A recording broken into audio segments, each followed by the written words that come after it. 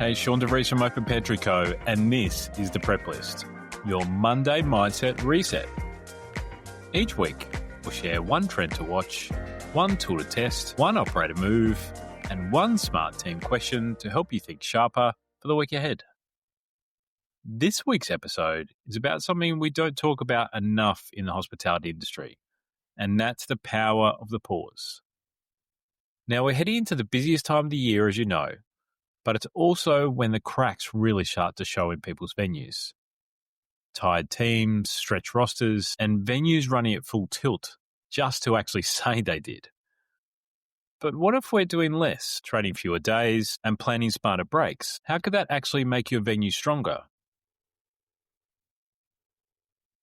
The trend we're seeing this year is more operators choosing to trade less over Christmas and New Year. Now, not because they can't fill rosters, though that sometimes is part of it, but because they're finally accepting that running a half-empty venue, having staff on exhausted shifts just to keep the lights on, doesn't serve them anymore. Margins are much tighter than ever, costs are higher, and customers are much more selective about where they spend their money due to the amazing venues in the hospitality industry right now. So instead of chasing volume, smart venues are chasing quality. They're condensing the trading hours. They're doing smaller and special menus over that time, or even closing entirely for the week to reset and get ready for the new year at full tilt. It's a big mindset shift from we have to stay open to we choose to trade well. Because sometimes a short strategic break can do more for your business than another rushed week of service. Now, I know this, especially when I was running Benoni Bakeries. We just traded and traded and traded. The only day we didn't trade was Christmas Day, and it was just full on. In hindsight, I should have closed a couple of public holidays because the amount of money it was actually charging me to actually trade, and I was working 15, 16-hour days just to keep the lights on and just to keep my customers happy with fresh bread. But in hindsight, I think they would have been okay if we closed. Think about that for your venue this week. The tool to test for this week. So here's something really practical. Open your rostering or your financial system, whether it's Deputy, Tanda, Employment Hero, or even a spreadsheet, and map out your trading days for the next 2 months. So as we're recording this, we're at the start of November. Think about November, December, and then going into that first week of January. And ask yourself these questions. Which days last year were actually profitable? Not did we do the highest revenue, were actually profitable. Which ones felt like busy but broke? So everything just fell apart even though we were super busy and had lines out the door. Where could you close or reduce hours without losing momentum for the team? So sometimes I know that people are worried about closing one day and then opening the next day because they're worried about the momentum shift of closing those particular days.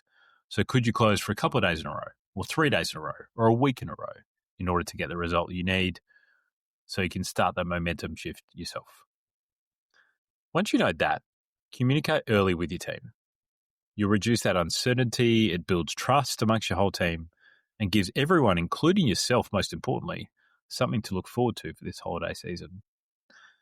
And obviously, don't forget your suppliers. Give them your closure dates in advance, and you'll save yourself the chaos of late deliveries and wasted stock. Your operator move for this week. We work with venues who used to power through every single day of December, only to hit January completely burnt out. As I said, I was that person too. Last year, a client of ours decided to flip the script. They closed between Christmas and New Year, paid their team properly for the break, and came back in January with energy, focus, and a full book of loyal customers. They didn't lose momentum, they actually gained it. The venue felt refreshed, and the culture amongst the team was lifted. That's what happens when you plan to pause. Your team question for this week. What does success actually look like for us over Christmas and New Year? And how can we make that sustainable?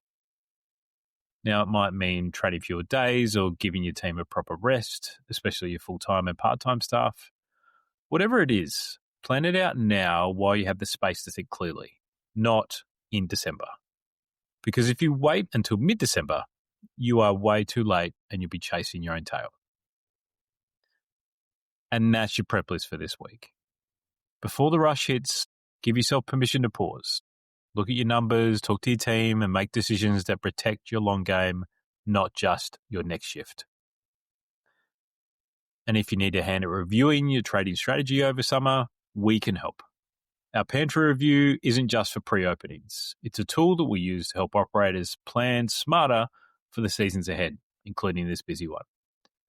Send us an email at connect@openpantryco.com, find the link in the show notes and click through.